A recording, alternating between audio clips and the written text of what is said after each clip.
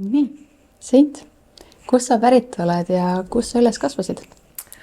Ma olen poole kohaga eestlane ja teiselt poolelt ma olen nagu slaavi sigri-migri, kõik, mis segunes Valgevenes peale teist maailmasõda. Aga ma ise kirjeldaks ennast kui kolmanda kultuuriinimene, et ongi, et üks vanem on ühest kohast, teine on teisest, aga elanud ma olen hoopis kuskil mujal. Ehk siis ma ei oskaks isegi defineerida niimoodi. Okei, aga oma lapsepõlve veetsid sa enamasti kus kohas? Me kolisime hästi palju, ma olen ühest riigist teise kolinud 11-12 korda, et niisugust nagu kodukohta ei olegi, et see on minu jaoks väga võõras küsimus. Ja kui suur osa sa oma elust oled Eestis elanud? Ma tulin peale kooli enam-vähem, siis ma vahepeal kolisin veel ära, et ma olin ikkagi 20-21 aastat esimesed oma elust. Ma elasin mujal ja siis peale seda ma kolisin Eesti. Et nüüd ma olen siin nagu päris tükk aega juba olnud, aga ma ei saaks öelda, et ma olen päris nagu eestlane. Ma arvan, Eesti oli esimene koht, kuhu ma kolisin, kus olid nagu minu jaoks teistsugused inimesed nii-öelda. Et kõik eelnevad kohad, et see on olnud alati nagu internatsionaalne keskkond. Ja kui ma siia kolisin, ma tulin nagu tohutult naiivsena, sest et minu peas, ma olen nagu mingi 7-8 erinevas riigis elanud, et ma sulandun igale poole. Aga ma ei saanud aru, et ma elasin küll erinevates kohtades ja ma kogesin neid, aga ma kogesin neid nagu väga kinnise mulli seest. Et kui ma tulin Eestisse, asi ei ole selles, et siin on eestlased, asi on selles, et siin on inimesed, kes on elanud täiesti teistsugust elu. Ma arvan, ma olingi võib-olla 19-20, enne kui keegi küsis mult, et kus sa pärit oled, kus ma reaalselt pidin mõtlema selle peale, sest enne keegi nagu, ma ei tea, kus sa pärit oled, on umbes nagu, mis sul passis kirjas on, et see on kõik, on ja. Et kui ma tüüpiliselt vastan sellele küsimusele, siis mingi, ma olen elanud siin-seal, on ja, siis mingi, aga kust sa pärit oled? Et minu jaoks on nagu mingi, ma ei tea, et see ei oma mingit tähtsust. Aga see on esimene kord elus, kus ma sain aru, et teiste inimeste jaoks on see identiteet oluline, palju olulisem, kui see minu jaoks kunagi on olnud. Et sa otseselt ei tunne, et sul oleksid kuskil juured? Kindlasti mitte. Et ma olen seda nagu läbi aastate väga palju proovinud läbi töötada enda peas, et kas see on siis üldse oluline, et miks mul peaks olema, või kui keegi küsib näiteks, mis su emakeel on. Ma elasin või kasvasin üles 2 erineva keelega, siis õppisin veel juurde siit-sealt, et sellele mul ei ole ka nagu vastust. Okei. Aga oma vanematega olid sa lähedane? Enamus ajast, sellest ajast, mis ma mäletan, ehk siis peale seda, kui ma olin nagu 10-aastane, ma elasin koos isaga. Nad on siiamaani koos, see oli lihtsalt nagu nende erialade pärast, et nagu me ei elanud koos. Isaga saan kindlasti paremini läbi, ta on rohkem nagu sõbra rollis. Et mul ongi, ma ütleksin, elus ainult üks inimene, kes reaalselt teab mind igast mu elu episoodist, mu isa, sest et ta oli nagu seal olemas. Et kõik teised inimesed mu elus on saanud ainult mingi teatud kaadris osaleda. Et see on ka, et kui ma kuulan, kuidas teised räägivad, nad nagu jaotavad oma elu ära loogilistesse osadesse, et nagu lapsepõlv ja siis oli puberteet ja siis ma sain nagu täiseliseks ja nii edasi. Aga minul ei ole niisugust pilti peas, mul on alati nagu mingid kohad, kus ma olin ja iga kord, kui sa nagu liigud ühest kohast teise, sa muutud koos sellega. Ainuke asi, mis säilib, on nagu mingi reaalne sina, mis on siis see tuum, ja see on suhteliselt konstantne. Aga et niisugust nagu osadesse panemist, mis on teistel inimestel, ma ei ole seda kunagi niisuguse pilguga vaadanud enda elu. Milline noor sa olid kooli ajal? Erinev, sõltus, kus ma olin, et ma mäletan väga hästi, ma käisin ühes koolis, kui ma olin 10-12, 13, midagi taolist, ja meil oli koolivorm ja nii, ja siis ma teadsin, et me hakkame kolima. ja ma olin nagu mingi, nice, et seal uues kohas, et seal ei ole nagu koolivormi ja ma ostsin kõik mingid ägedad riided, endale ma kogusin hunniku raha ja siis ma jõudsin sinna uude kooli ja neil olid üldse teised asjad popid.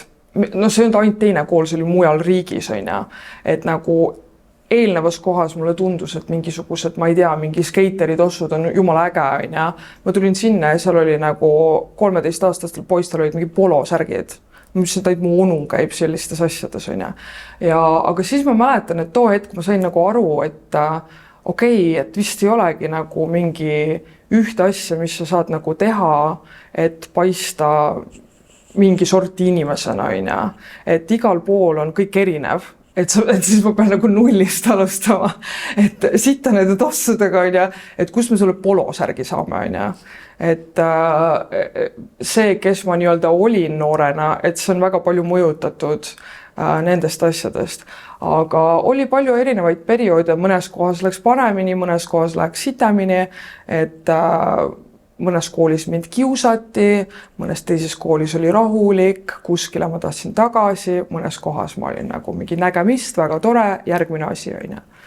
Et ma arvan, kõige olulisem, mis sellest kõigest nagu tuli, on see, kuidas ma vaatan suhtlusi ja inimesi, kes on mu elus. Negatiivne külg oleks see, et kui ma hakkasin nagu nii-öelda iseseisvat täiskasvanud elu elama, on ju, ma sain aru, et mul ei ole oskust hakkama saada teatud probleemidega, nagu suhete probleemidega. Sest et minu jaoks nagu, kui mulle midagi ei meeldinud, ma olin nagu mingi, no ma ei tea, aastakese pärast ma sain ära, mis vahet seal on, on ju. Kohati see on hea, mingid nagu ebavajalikud inimesed filtreeruvad nagu loomulikult välja, on ju. Aga siis, kui hakkasid tekkima nagu romantilised suhted ja niimoodi, mul hakkas tekkima väga suur paanika, kui ma ei saanud, kui mul ei olnud nagu silme ees seda pilti, et kuidas ma siit pääsen. Et kui mulle midagi ei meeldi, et kuidas ma saan minema. Ja noh, et see oli kindlasti nagu see miinus, ma arvan, et siiamaani on. Et minu jaoks on nagu väga arusaamatu. Kuidas ma lähen suhtesse teadmisega, et see kestab forever, et see ei saagi nagu läbi või? Et mis, kui mulle ei meeldi.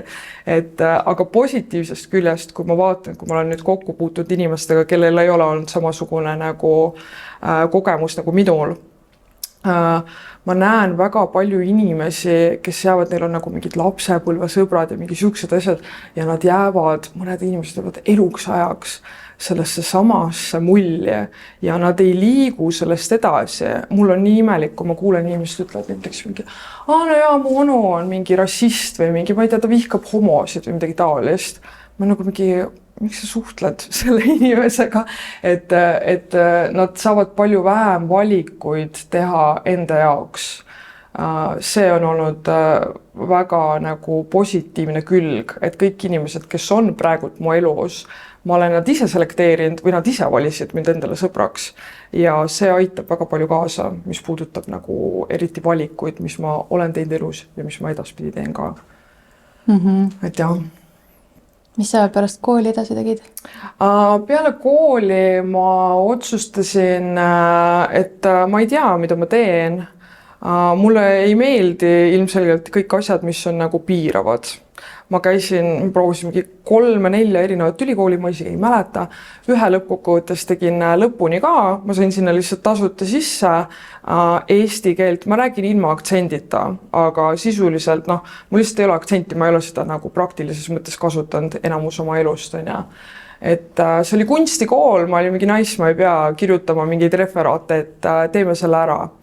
Aga mul ei ole kunagi olnud sukast nagu mingi lõpp-punkti, et mida ma siis tahan ära saavutada. Ma olen loomult väga maksimalist. Ma tahan kõigest maksimumi, kui ma saan selle kätte mingist asjast, ma tahan lihtsalt järgmist asja. Et minu eesmärk on alati nagu absoluutselt kõik võimalikud kogemused elust kätte saada. Et see ongi, et ma ei ole piisavalt vana, et ma saaksin öelda, et mul on olnud juba mingi 5 erinevat ametit, aga siin ma olen ja see ei olnud mu plaan mitte kunagi. See lihtsalt nagu ma läksin oma tujude järgi ja nad viisid mind kõikidesse erinevatesse kohtadesse.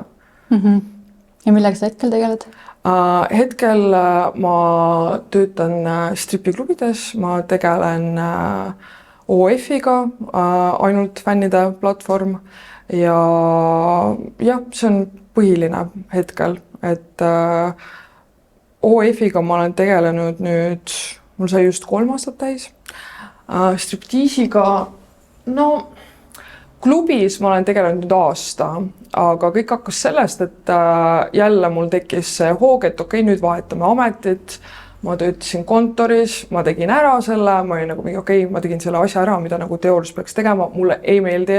Ma tulin suhteliselt päeva pealt sealt ära, mis ma ei lähe mitte kunagi enam kontorisse. Mul oli 5000 eurot ja ma ei tea, ma leian mingi asja, mis mulle meeldib, ma viskan seda asja selle 5000 euroga ja vaatame, mis saab. Ja lihtsalt juhuslikult mingi päev mul tuli meelde, üks mu sõbranna on tantsutreener. Ja siis mul oli mingi, et kurat, tal on vist teisipäeviti trenni, et ma ei tea, et võiks minna, et äge, nagu mingi kontserdel tantsimine. Ja ma läksin sinna ühte tantsutrenni ja siis järsku ma olin mingi okei, tantsimine. Ma võtsin sellest kinni, see meeldis mulle nii palju, kui see 5000 euri mind vedas, on ja. Ja siis ma hakkasin nagu juba esinema ja niimoodi suht pimeda enesekindluse pealt. Mul seda oskust nagu ei olnud, ma ei tea, kuidas mul vedas nii, et mind nagu võeti nendesse projektidesse, asjadesse. Ja siis sealt arenes välja striptiis ja üks põhistiil on mul postitants ka. Ja see kõik läks kuidagi väga loomulikult.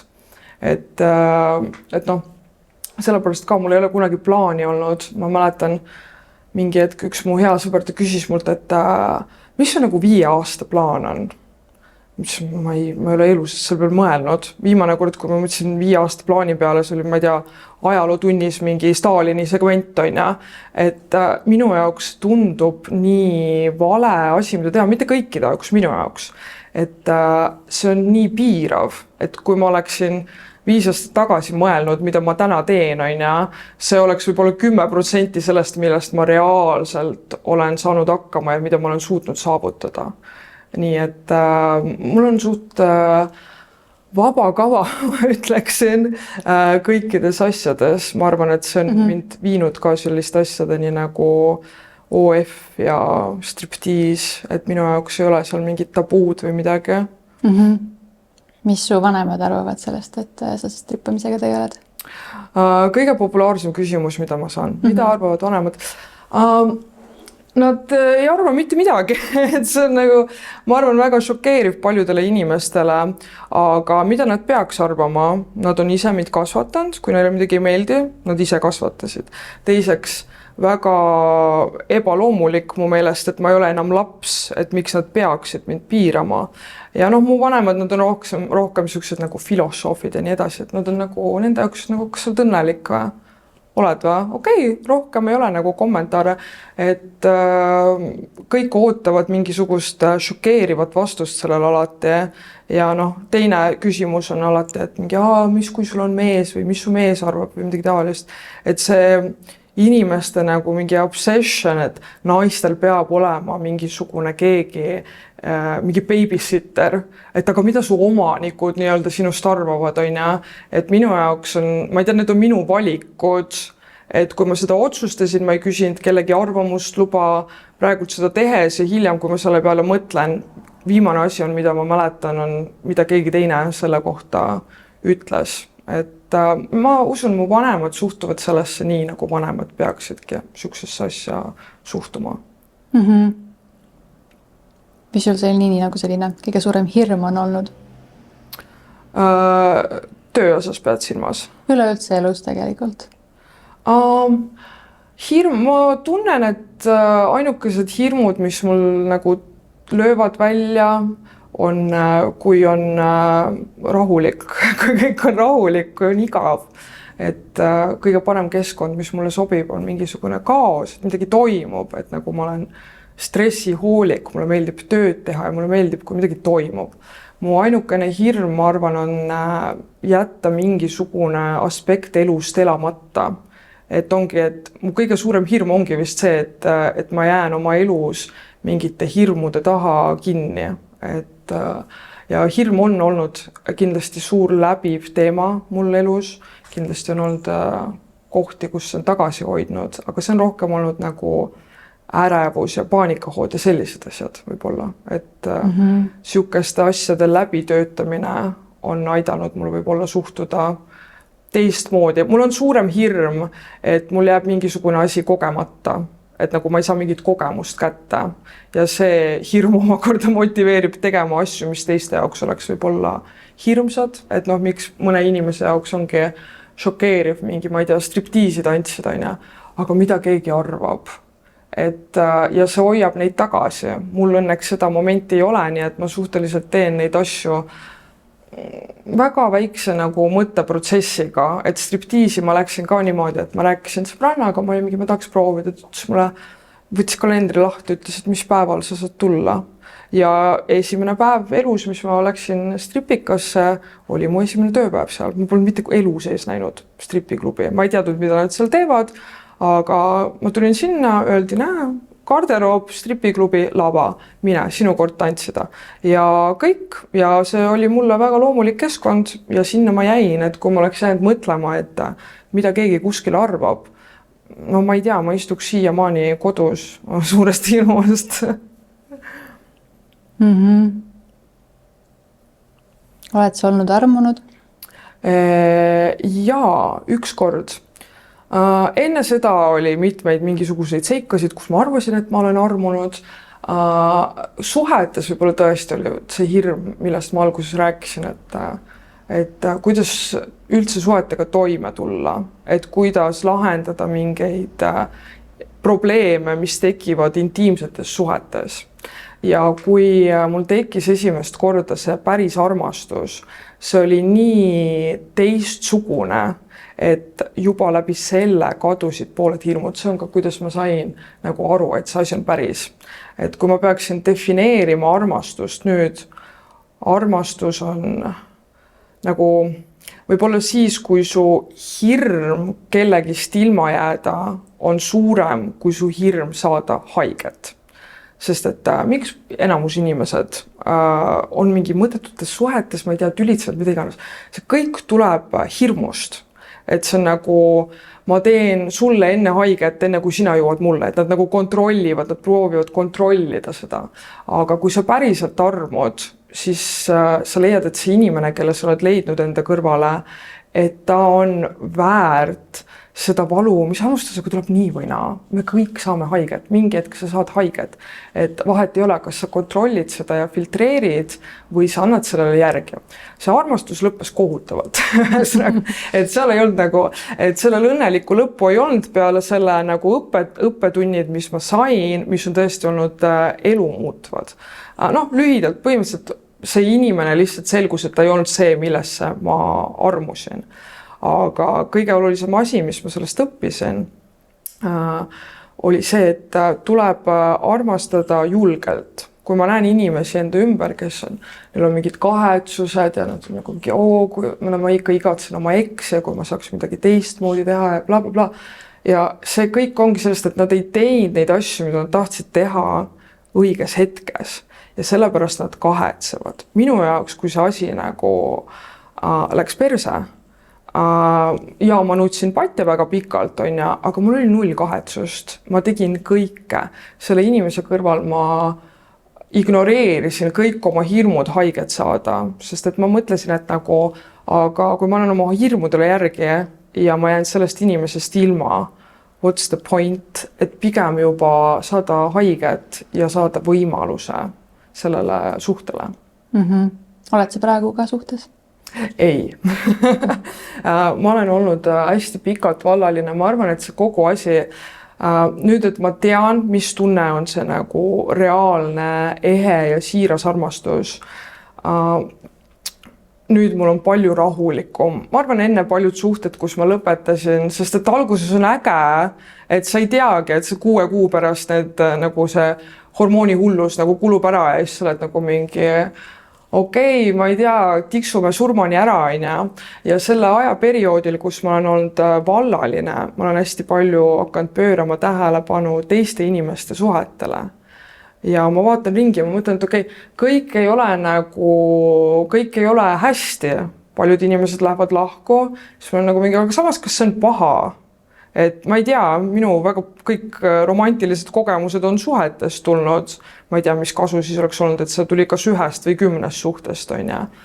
Et ma vaatan asju teistmoodi, mul ei ole üldse kiiret suhtesse, et ma pigem tahan midagi muud hetkel kogeda, ma tahan vaadata, mis on erinevaid variante, sest et laias laastus see, mis meile pakutakse, on abiellude tited elu lõpuni koos. Aga kui ma vaatan ringi, see ei toimi. Kas see algselt toimis? Võib-olla kunagi tõesti, siis kui oli mõtet pidada praktilisi suhteid. Tänapäeval mitte nii väga. Striptiisis ma näen seda kogu aeg läbi nende inimeste, kes seal käivad, muidugi see ei ole, nad ei peegelda tervet nagu ühiskonda, aga ka igapäevaelus inimesed, kellega ma puutun kokku, et need probleemide mustrid on niivõrd sarnased ja ma ei taha ise üks nendest inimestest olla, nii et ma tahaks asju teha teistmoodi, nii et praegult ma lihtsalt katsetan, ütleme nii. Aga sinu selle eelneva jutu põhjal, kas sa nagu saad öelda, et stabiilsus teeb sind nagu rahutuks? Mingil määral, ma arvan, selles mõttes, et ma olen loomult rahulik inimene, mul ei ole vaja tekitada mingit tornaadot enda ümber, et mul oleks nagu huvitav. Mul on oluline, et midagi stimuleeriks mind nagu intellektuaalselt poolelt. Et jah, et see ei pea alati olema, et mingisugune suur asi toimub su elus, et kui sa paned mind lihtsalt näiteks mingi huvitava inimesega kokku, et see on juba nagu piisav. Mulle ei meeldi üksluisus, mulle ei meeldi elada elu, kus sa lihtsalt ignoreerid kõiki asju enda ümber. Võib-olla see on nagu parem viis defineerida seda.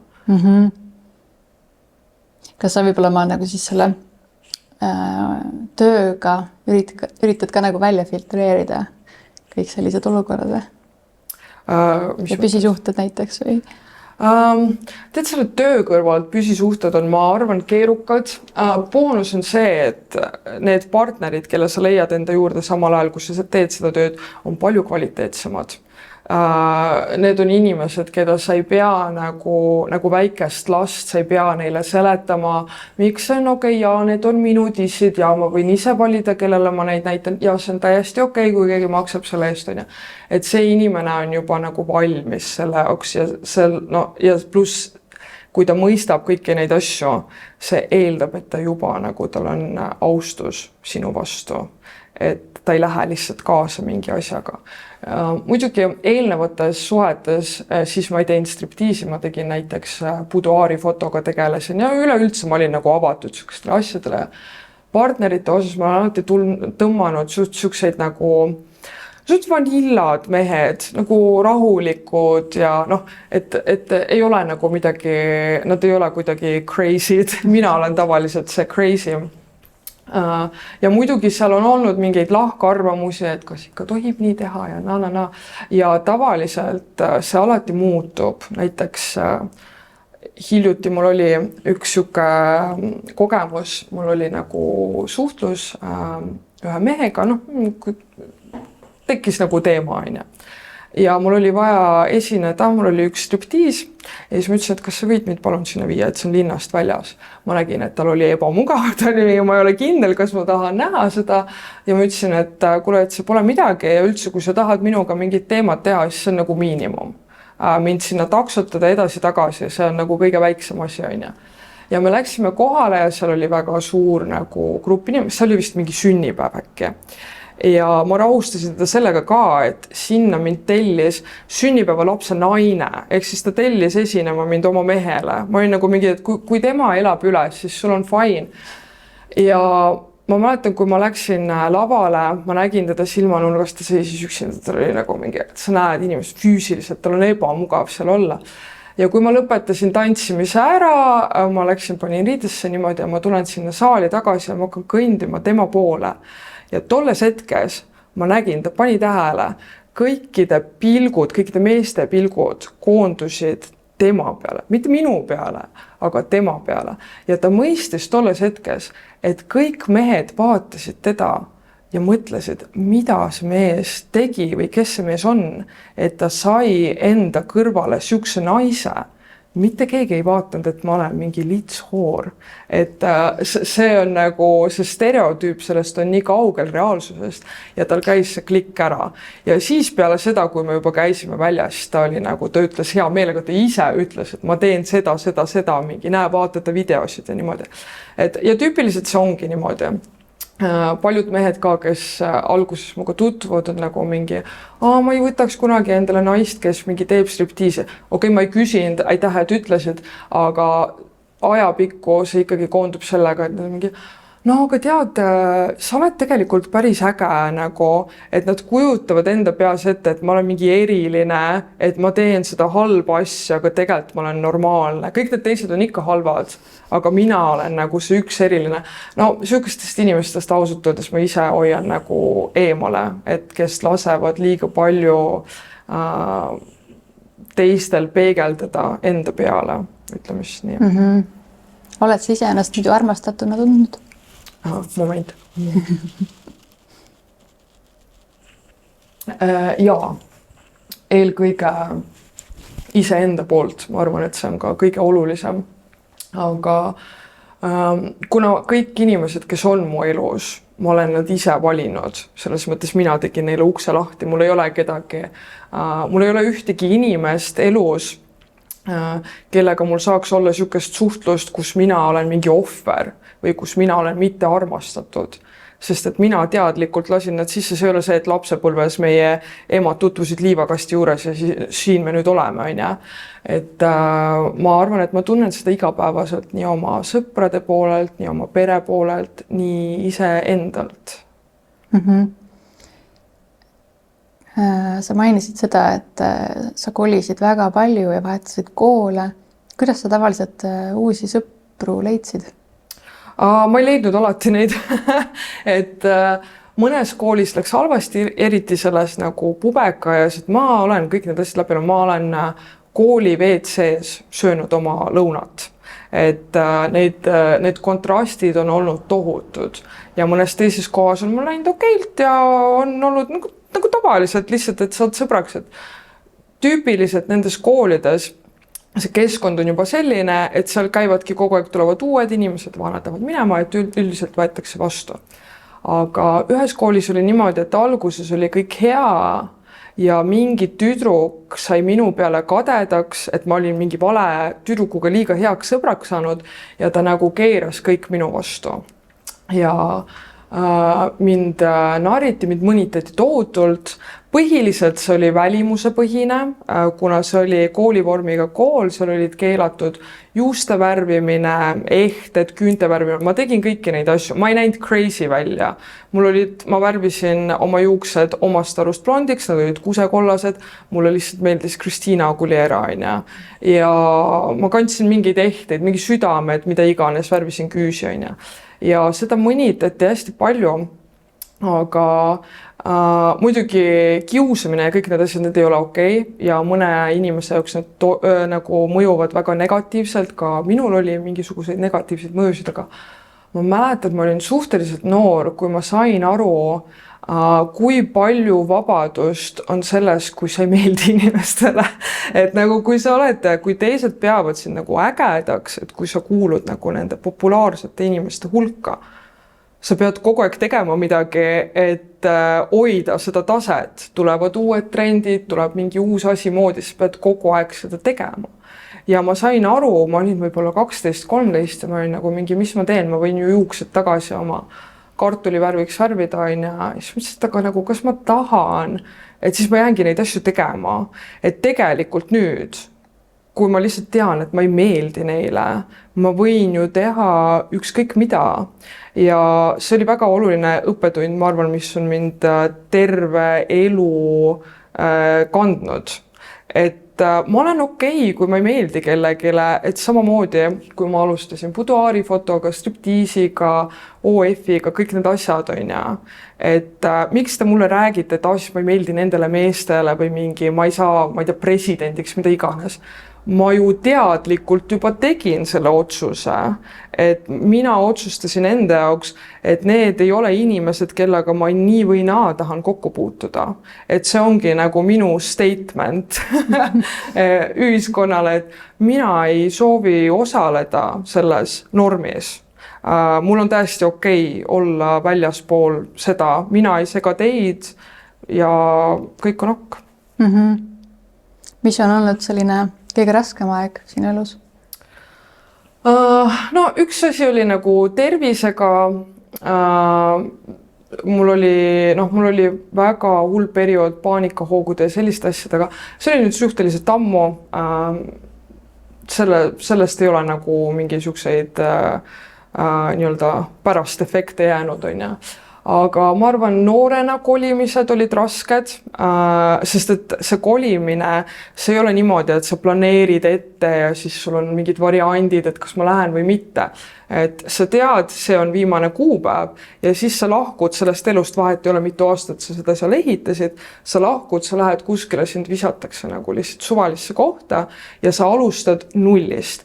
Esimesed paar korda olid keerulised, kui ma olin tõesti noorem kui 10-aastane, aga pärast see oli väga äge. Kui ma sain aru, et okei, esiteks ma saan mingi vastikutest inimestest lahti, ma saan ennast nagu täiesti uueks inimeseks brändida, et siis see muutus ägedaks. Ja viimane raske periood oli kindlasti see nii-öelda armastuse lagunemine. Aga see oli ka, lõppkokkuvõttes oli ikkagi väga oluline periood. Mina olen kindlasti inimene, kes väga usub nagu saatusesse. Asjadel on mingi loogika. Vahet ei ole, mis süsteemi sinna taha mõelda, mingi usk, ma ei tea, mis iganes asjad on. Et ikkagi, isegi kui juhtuvad halvad asjad, kui sa elad need läbi, tavaliselt tagantjärgi ma ikkagi näen, et seal oli mingi loogika, et sealt on mida välja võtta ja kui sa ei taha neid näha, siis sust tõesti saab nagu oma elu ohver. Sa jäädki püsima sinna enda ühte paika. Nii et saatusel on suur roll, aga igal inimesel on ikkagi valik, kas ta laseb sellel juhtida enda elu või siis ta jääb lihtsalt koha peale seisma. Millist nõu sa annaksid võib-olla enda nooremale versioonile?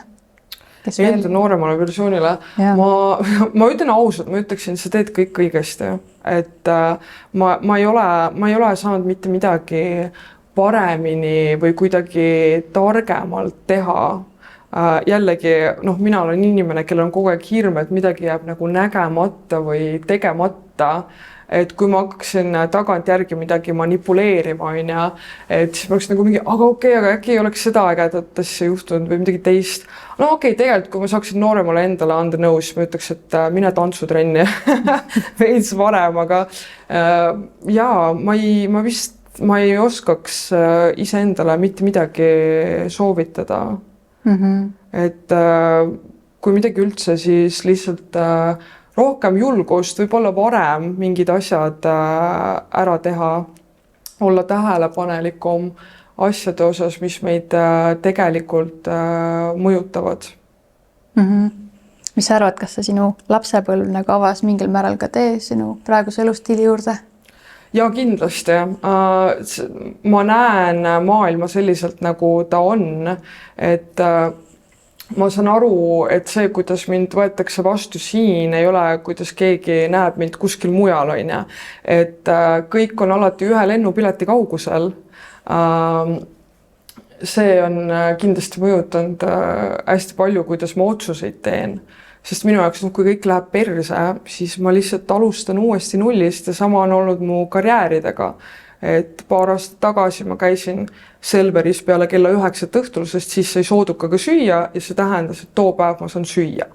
Aga nüüd ma võtsin oma selle hobi tantsimise ja ma tegin selles töö ja nüüd mul on nagu, kurat, võiks rohkem aega olla, et mul oleks nagu aega raha raisata ka, et Kus sa praegu töötad, Tallinnas või? Ma töötan Tallinnas, vahest Saaremaal, erinevates klubides põhimõtteliselt. ja kuidas sinu kogemusel sissetulek on nii OF-is kui klubis? Kõikides nendes kohtades sõltub täielikult sinu enda panusest, palju sa viitsid. OF ja klubi kõige suurem eristus nende vahel on see, et klubis sa oled face to face ja OF-is sa pead suhtlema online'is. Mulle sobib palju rohkem face to face, see, mida mina müün, on iseloom. Ja sa võid olla ilus, tantsida, mida iganes. See kõik on nice, aga stripiklubis on veel 10 sellist tšikki, nii et sellega sa ei jõua mitte kuskile. Sõltub suhtlusoskusest ja jumal tänatud, et mul on olnud see kogemus, et ma olen tohutult paljude inimestega pidanud suhtlema ja mitte ainult suhtlema, sest et see on minu jaoks vaba valik, kui ma näiteks kolisin, ma olen pidanud nii-öelda ellujäämiseks leidma ühise keele nendega. Ma olen pidanud sulanduma, nii et mul on võib-olla natukene kiirem arusaamine inimestest, et ma suudan esimese 5 minuti jooksul aru saada, kes see inimene on, mida ta tahab siin täna näiteks kogeda, eks ole. Ja online'is see on keerukam, sest sa ei näe seda inimest, eks ole. Et klubist on sul seal ees olemas. Ja klubis ma tunnen, et mul on rohkem, mida nendele inimestele pakkuda, sest et sa pakud ju meelelahutust. Sa oled seal selle inimese jaoks ja klubist saadud nagu raha, ma olen nagu mingi, selle ma teenisin välja. Aga palju seal reaalselt teenib, mitte ükski strippar ei ütle sulle. Nad võivad jääda mingi, ma ei tea, ma ei mäleta. Tegelikult lihtsalt sellel erialal mitte keegi ei räägi sellest, kas siis sellepärast, et tekib tüdrukute vaheline konkurents, mis mul on nagu, ma ei tea, mina väga ei puutu sellega kokku,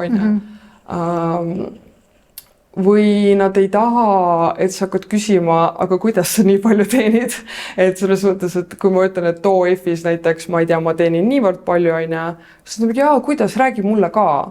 Ja neid teadmisi on väga raske omandada.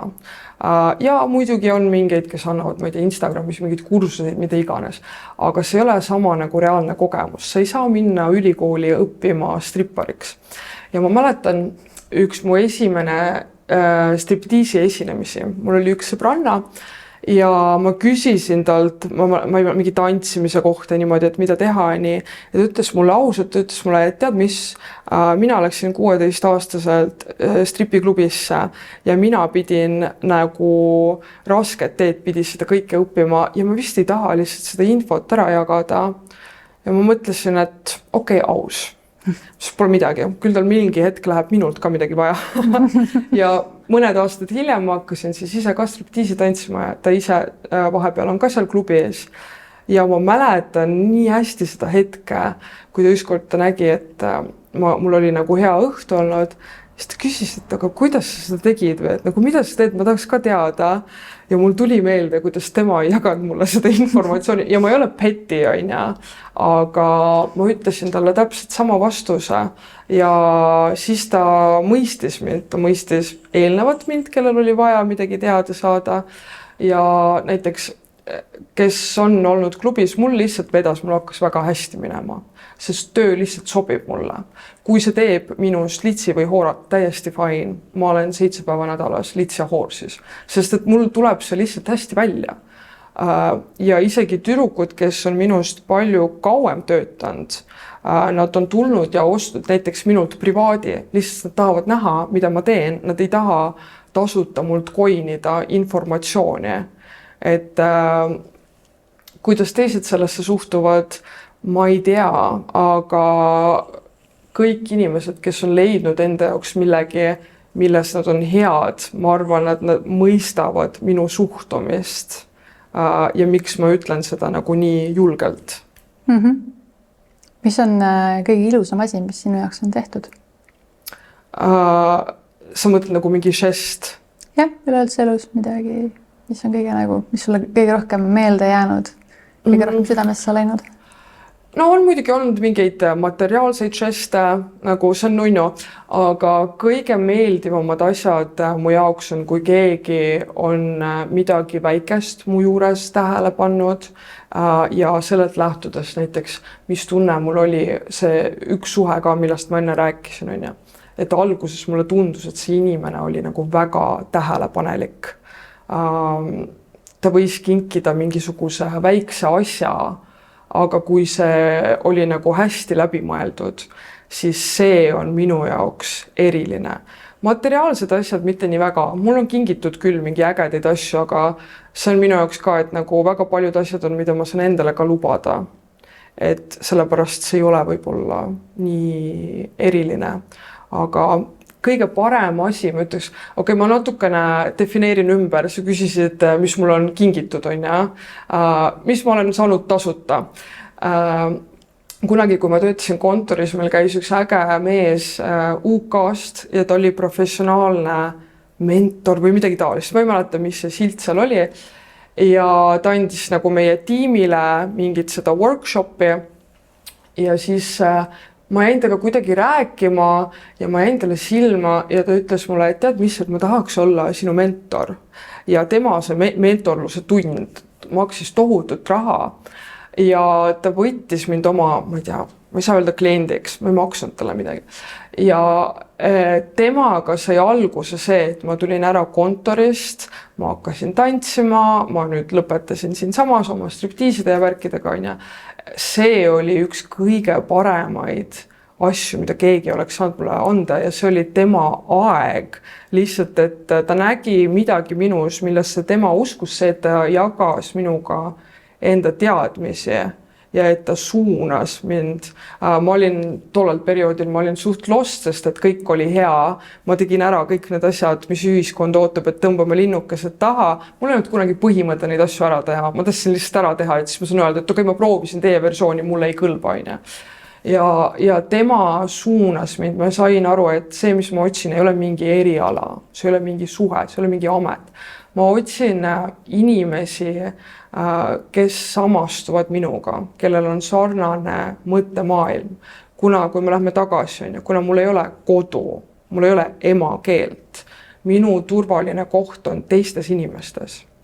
Ja see on see, miks ma jäin näiteks tantsimise juurde, mitte puht tantsimise juurde, aga seal olid siuksed naised, kes ma olin nagu, okei, sa oled sarnane mulle, sa mõtled nagu mina. Sinu arust on ka okei, et see on sinu keha ja sa võid näiteks ühesõnaga, sa võid palja persega tantsida.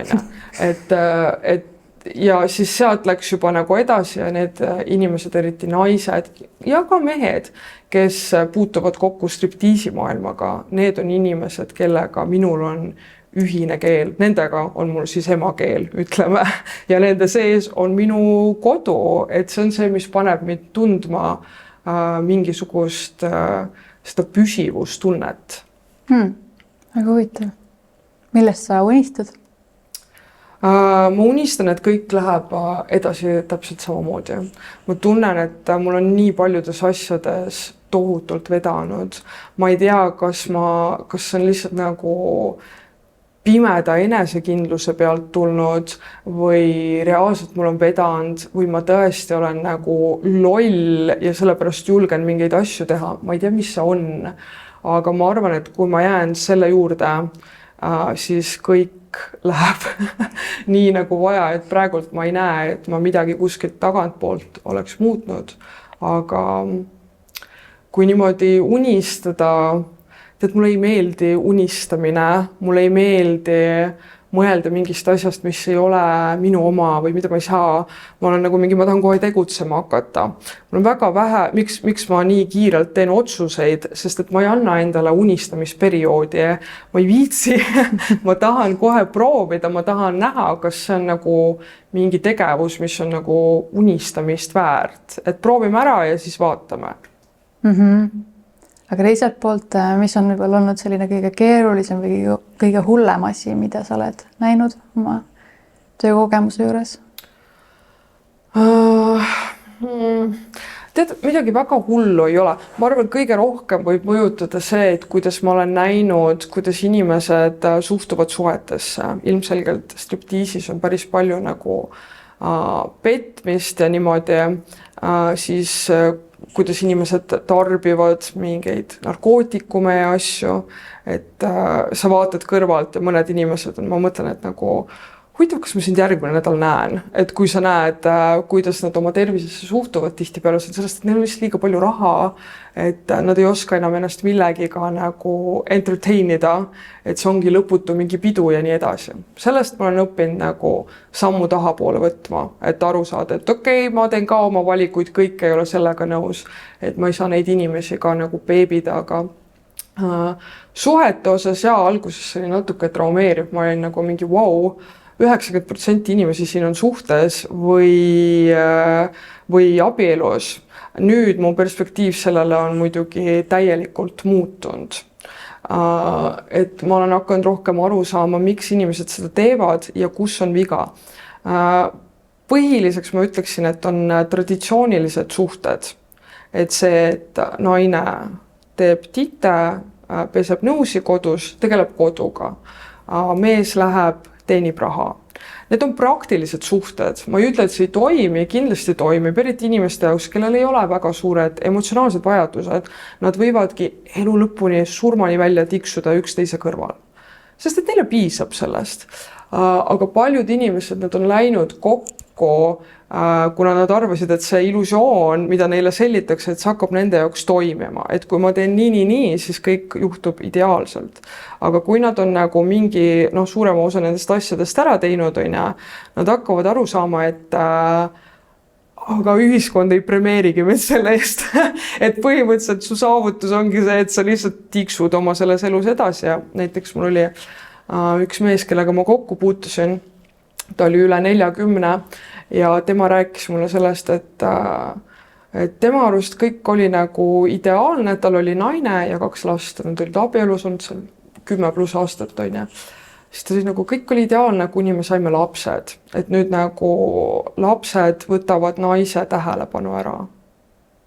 Nagu loogiline. et kuidas sa kujutad ette, et üks inimene saab olla lapsevanem, sinu partner ja seal kõrvalt veel realiseerida ennast kui individuaal. Et sa võisid nii kaugele oleks võinud ikka osata nagu mõelda ja tema jaoks oli muidugi katastroofiline ja ma vaatasin kõrvalt, me olime mingil määral intiimselt ka seotud, ja ma vaatasin kõrvalt, kuidas tema jaoks lagunes see illusioon, sest et ta oli oma 40+, mis iganes ta seal oli, ta oli jõudnud täpselt sinna, kus ta tahtis jõuda, täpselt mis see 20 midagi aastane tema mõtles, ta oligi jõudnud täpselt sinna, aga selleks ajaks ei olnud ammugi see, mida ta enam tahtis. Ta tahtis endale mingit emotsionaalset, võrdset inimest, see partner, kellega ta läks kokku, ta hindas ta heaks emaks, aga see ei ole inimene, kellega sa saad 50 aastat leida mingi teema, millest rääkida. Kindlasti sellel naisel olid ka oma pretensioonid seal ja nii edasi. Ja see asi lagunes ära ja saad aru, ta nagu alustab nüüd, kui ta on üle 40 aasta vana, ta alustab nullist. Ta on selle võrra õnnelikum. Paljud inimesed mõtlevad niimoodi, et ma ei tea, et kas ma lähen lahku, et me oleme mingi 15 aastat koos olnud, ma ei hakka ju seda asja ära viskama. Aga minu arust peaks mõtlema just vastupidi, et ma olen juba 15 aastat ära raisanud, miks ma raiskaks 15 aastat ja 1 päeva. Et parem nagu võta need teadmised ja mine leia see asi, mis on sinu jaoks. Aga inimesi hoiab tagasi muidugi hirm. Nii et nüüd, kui ma vaatan klubis neid suhteid ja miks inimesed tulevad ja teevad neid asju, ma saan aru, mida nad otsivad ja mis neil puud on. Ja mõned inimesed, nad jäävad sellesse fantaasiasse eluks ajaks elama. Et ma kuulen vahest, ma enam ei vaidle inimestega selle üle, et kui ütlevad, et ainukene viis nagu pidada pikka suhet on, vahest paned veits kõrvalt nagu. Ja ma mõtlen, et mul on nii kahju, et nad ei tea, et tegelikult sa ei pea seda tegema, sa võid leida endale selle õige suhte. Aga paljud inimesed, nad ei tee seda, et see läheb kõik tagasi selle juurde, et nad on oma selles väikses keskkonnas, neil on need samad sõbrad, kes olid 500 aastat ja see mõttemaailm ei muutus ümber ja sa lihtsalt kulged elus, sa võid seda summutada mingisuguste distractionitega, mingi joomine, ma ei tea, uimastid, ma ei tea, käid prostituutid, mida iganes on, kõik siuksed asjad. Et see on olnud kõige suuremad õppetunnid striptiisist kindlasti. Kellele sa näed, et see töö kindlasti ei sobi? Kusjuures see on nagu, ma arvan, paljudele üllatav. Kõigil on stereotüüp, et striptiisis on mingid katkised inimesed või niimoodi. Siuksed inimesed tegelikult ei saa seal keskkonnas hakkama. Esiteks, sa pead olema enesekindel ja sul peab olema ebatavaline enesekindlus. See peab olema nagu, kui sul stripparina ei ole olnud neid päevasid, kus sa tunned sitast ja sa oled nagu mingi, ma pean endale täna valetama, et ma olen Beyoncé nagu, ma tunnen halvasti, aga ma pean minema ja tegema nägu, et ma olen kõige ägedam asi siin ruumis. Sellepärast, et sa nii-öelda võistled teiste tüdrukutega, mängus on raha, seal on ka mehed ja nii edasi, et see peab sinust täiesti mööda minema. Kui sa seda ei tolereeri, siis sa kas ei teeni või sa teenid, aga see, mis sa teenid, ei ole võrdne sellega, mis sa mentaalselt pead, nagu oma see mentaalne sissemakse on palju suurem, kui mis iganes raha sa sealt kätte saad. Et sellistele inimestele see kindlasti ei sobi ja see stereotüüp ei vasta tõele. Striptiisis on väga palju seinast seina inimesi. On noori tüdrukuid, kes tulevad, teevad aasta-2, nad enam mitte kunagi ei tule tagasi. On naisi, kes teevad mingi muid töid, on üle 50-aastaseid naisi, kes on mingi kooliõpetajad või midagi. Ma ei tea, mulle meeldib nädalavahetusel pidu panna, äge on, kui keegi veel maksab selle eest ka nagu. Et täiesti seinast seina. Väga huvitav. Kes sinu selline keskmine klient on tavaliselt? Moment.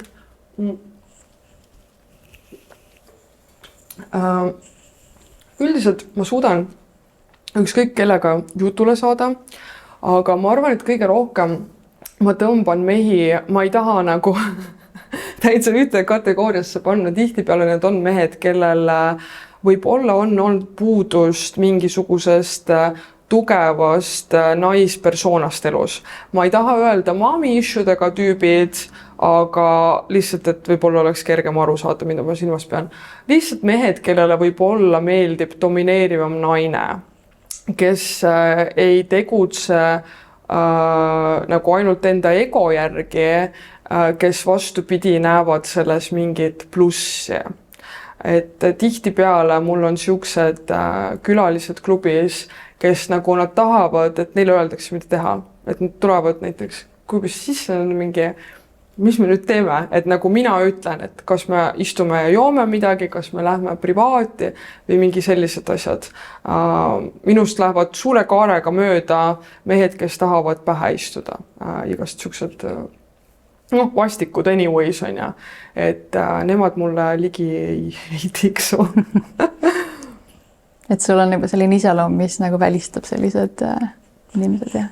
Jaa, kindlasti, et jumal tänatud, see on mind nagu säästnud paljudest negatiivsetest kogemustest, mis ma tean, et teistel tüdrukutel on kindlasti olnud, et ma olen rohkem kontrolliv, mis puudutab eriti minu ümbrust, et näiteks kui teised tüdrukud räägivad näiteks klubis katsumisest, see mees katsus mind. Ma nagu mingi, ta ei katsunud sind, sa lasid ennast katsuda. Ja ma ei taha, et sellest jääks mulje, et nagu naised on süüdi, kui neid katsuda. Absoluutselt mitte. See on klubi reegel, et ei tohi katsuda. Sa pead kehtestama kohe, et nagu ma jälgin kogu aeg, kuidas need käed liiguvad, on ja. Et paljud ei oska ei öelda. See ei ole see, et mingi mees tuli neid katsuma, nad lihtsalt ei oska endast kehtestada. Miks on ka oluline, et sa oled väga eneseteadlik ja enesekindel seal keskkonnas, sest et muidu sind tarbitaksegi niimoodi ära. Et tegelikkuses ju jah, enamus tahavad öelda, et see on nagu paha, et te saate mingi raha selle eest, aga naisi konsumeeritakse päevast päeva täiesti tasuta. Naised on nii ära seksualiseeritud. Juba see, et sa paned Instagrami pilte üles, et see on nagu piisav, et mehed saaksid sind tarbida. Ja see on reaalsus, millele paljud ei taha otsa vaadata. Ma olen paljude naissoost sõbrannadega rääkinud ka, eriti need, kes on nagu ei, mul on täiega respekt, et sa teed OnlyFansi, ma lihtsalt ise nagu, ma ise ei saaks sukest asja teha. Ja nad postitavad suhteliselt sama sisu Instagrami, mis mul on lihtsalt nagu selle tasulise seina taga, aga nad on ise nagu selle stereotüübi ohvrid, et nad on jäänud seda uskuma ja ma mõtlen, et nagu, aga tegelikult sa lased ennast niisama tarbida, sul ei ole mingit kontrolli selle üle, et mina lihtsalt valin, et mul on selle üle kontroll. Et mõned inimesed, aga nad ikkagi tunnevad ennast nagu moraalselt kuidagi minust üle, aga ma mõtlen, et that's fine, vähem konkurentsi nagu. Aga kuidas sa näed, et on sinu nagu selline nägemus ja suhtumine meestesse muutunud läbi aja? Mulle on alati meeldinud mehed, mulle väga meeldivad mehed. Ma arvan, et väga paljud, kui nad kuulevad mingisugust arutelu üldiste asjade kohta, kuidas meil ühiskonnas on, et nad kohe eeldavad, et see on umbes sama, et kui ma ütlen, et ma ei taha lapsi, siis ma olen alati vastuseks, et sa vihkad lapsi. Ei, vastupidi, mulle meeldivad lapsed, sellepärast, et ma ei ole pidanud kasvatama mingi karjuvat last, et aga mul on jumala fine, et meestega on sama, ma suhtun väga positiivselt, ma ise nagu intensiivselt filtreerin, mis mehi ma endale ligi lasen, aga tänu sellele mul ei ole välja kujunenud arvamust, et kõik mehed on sitapead, sest et ma ei lase neid sitapäid endale ligi, et kõik on ise oma nagu uksevalvurid, et kui sinu elus on sitt inimene, sina ilmselt lasid ta sinna sisse. Mina suhtun sellesse niimoodi, sellepärast mulle mehed väga meeldivad sama palju kui enne. Nüüd mul on rohkem respekti nende vastust, et klubis sa näed suurem osa ajast, sa näed mehi, kes austavad seda tegevust, nad saavad aru, et sa ei ole tasuta tarvitamiseks.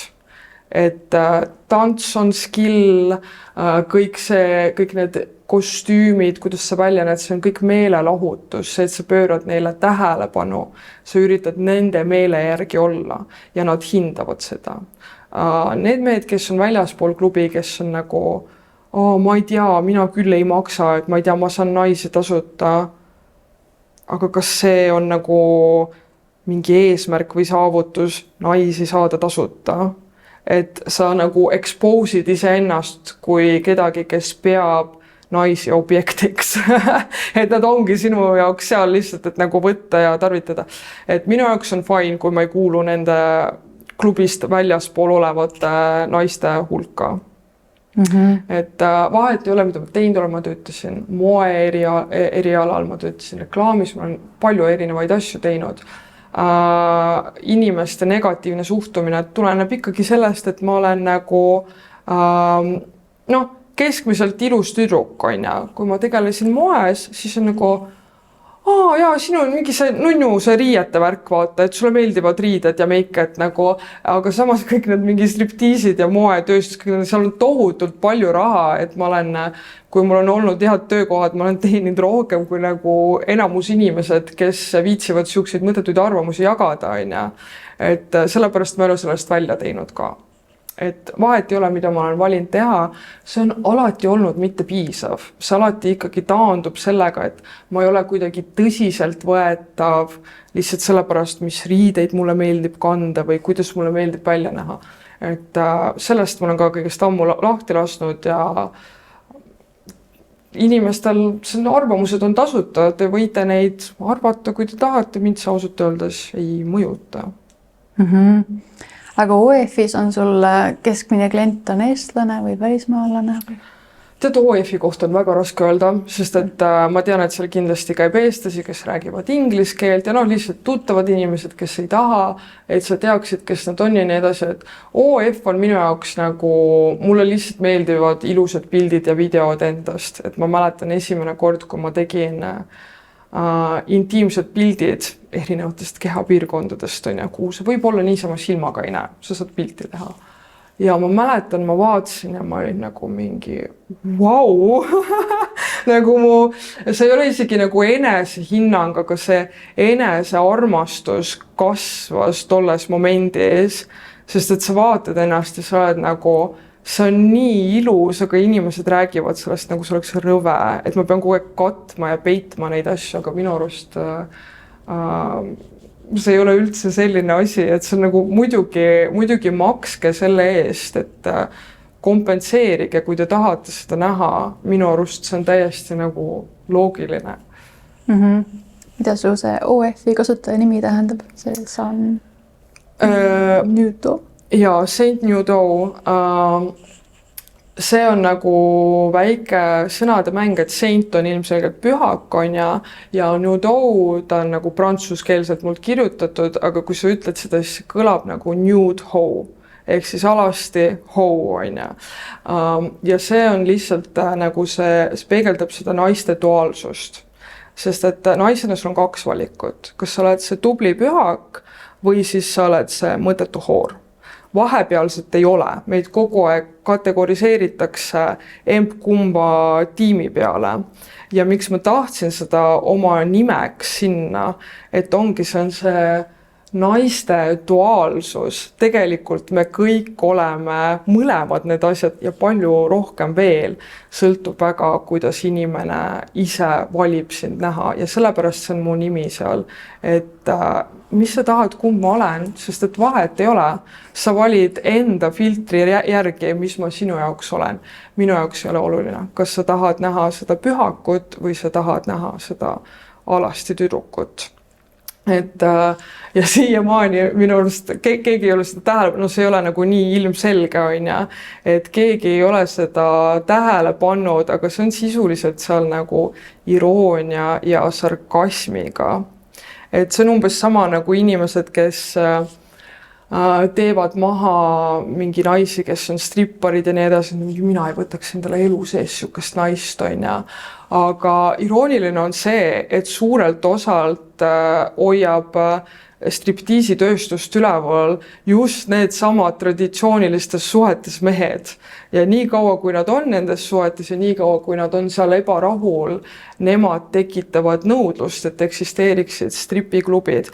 Aga nad ei näe seda irooniat. Et mul on okei, kui sa tõesti arvad, et see traditsiooniline värk sulle sobib, anna minna. Aga see tõstab tõenäosust, et mingi hetk meie nagu elud ristuvad minu nii-öelda kontoris, on ja. Et, ja ma ei ütle seda absoluutselt kuidagi pahatahtlikult, ma ei taha, et kellelegi halvasti läheb. Mina olen lihtsalt sihuke inimene, mulle meeldib alati mõelda, et nagu kuidas saaks paremini, mis siin valesti on, kuidas saaks teistmoodi, on ja. Mulle meeldib küsida kogu aeg endalt neid lõpmatuid küsimusi. Ma ei arva, et mingi üks variant on kuidagi millegist parem, on ja. Et lihtsalt võib vaadata, et okei, mingit asja on nagu 100 aastaid tehtud, see ei toimi, äkki proovime midagi uut, on ja. Et lihtsalt puhta sellest perspektiivist. Aga näed sa iseennast kunagi pere loomas? Lapsi ma ei soovi, mul ei ole mitte kunagi seda huvi olnud. Ma tunnen, et esiteks sa pead olema hea lapsevanem, et see on ka väga nagu vale illusioon, mis meil on müüdud, et see, et sa sündisid naisena, sa oled automaatselt kuidagi sündinud ema olema, sa ei ole, on väga palju halbu emasid, et see ei ole mitte mingi näitaja ja mina olen pigem inimene, kellel on kõrgemad emotsionaalsed vajadused. Ma ei näe, et ma saaksin olla, ma kindlasti saaksin olla hea ema, aga ma ei saaks siis olla täis oma potentsiaalis partner. Ma näen ennast rohkem pühendamas mingisugusele partnerile. See on okei, kui mu partneril on lapsed. Kuidagi nagu, kui ma olin noorem, siis muidugi nagu ma vihkasin seda vestlust, kui oli nagu mingi mis sa arvad laste saamisest ja bla, bla, bla, ma olin nagu mingi, ma ei viitsi. Ja oli mehi, kes arvasid, et nad nagu kuidagi muudavad mu ümber hiljem, on ja. Nii et nüüd jah, võib-olla rohkem pööran tähelepanu meestele, kellel juba on lapsed, sest et ma tean, et vähemalt nad ei tule mind tülitama selle küsimusega. Aga mis puudutab abielu, ma ei näe pointi, eriti tänapäeval, ja võib-olla mingi pabermajanduse jaoks või kui sa saad mingi laheda viisa, why not? Mingi ägeda perekonna nime, aga see, mille jaoks loodud on kindlasti mitte. Ma mäletan, kui ma tundsin esimest korda elus seda ehtsat armumist ja ma mõtlesin abielu peale, mõtlesin, et see paber ei teeks mitte mingit vahet. Nagu, et see on nagu peaaegu solvang sellele suhtele, et ma pean seda tõestama mingi paberiga, võib-olla natukene ekstreemne vaade sellest, aga ja sealjuures kõik minu lähedased sugulased on olnud kõik eluaeg abielus, lahutus, ma ei tea, võib-olla mingi mingi onu abiellus, kui ta oli mingi 17 või 18, okei, nemad lahutasid, aga noh, uue partneriga ta on ka nüüd juba 5 last hiljem, nad on ikka veel koos, on ju. Et mul ei ole olnud, ma ei ole näinud, et see kuidagi negatiivselt mõjutab, et why not, aga see ei ole mingi asi, mille poole mina pürgiksin kindlasti. Kas on veel midagi, mida sa soovid, et inimesed mõistaksid sinu töö ja elustiili juures? No ühest küljest ma olen ammu nagu ära andnud selle vastutuse kellegile midagi õpetada või koolitada. Ma arvan, et inimesed, kes samastuvad minuga, nad leiavad mu ise üles, ma ei pea neile lahti seletama, see on tohutu green flag, kui sa ei pea seletama inimesele iseennast lahti, aga ma soovitaks inimestel kindlasti olla avatum teiste suhtes, et vähemalt ära kuulata ja mida rohkem sa saavutad seda arusaamist, et sa ei pea kõikidega nõustuma, see on jumala okei, kui teised arvavad midagi muud, et sinu arvamused või valikud ei ole sellest kuidagi väiksemad, et see on kindlasti, mis aitaks inimesi rohkem. Kas see on realistlik? Ma ei usu, mitte mingi lähiajal võib-olla mingid üksikud inimesed, aga võib-olla kui nad tõesti näevad kedagi, kes on selle kõige sees, noh, inimesed, kes usuvad stereotüübid on tüüpilised inimesed, kellel on 0 kokkupuudet sellega, on ju, et kõige rohkem arvamusi stripparite kohta on meestel, kes ei ole käinud stripiklubis.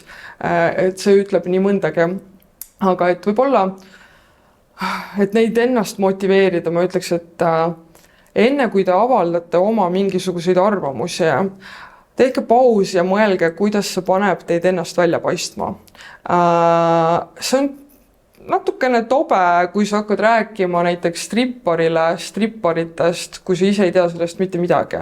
Et lihtsalt ära pane ise ennast lollina välja nägema ja ma arvan, kahjuks see on ka ainukene asi, mis motiveerib paljusid inimesi mitte edasi jagama neid stereotüüpe, et kui nad ise sellest midagi saavad. Kas nad minu nimel hakkavad enda silmaringi kuidagi avaramaks tegema? Ma kardan, et mitte. Ma tahaks uskuda, et inimesed on nii heatahtlikud, aga ilmselt mitte, sest et siis nad peavad hakkama mõtlema enda valikute üle. Nad peavad hakkama mõtlema oma saavutuste või mitte saavutuste peale ja see on lihtsalt psühholoogiliselt ebamugav. Nii et loodame parimat, aga lepime reaalsusega. Väga hea lõpp. Suur tänu sulle. Aitäh sulle.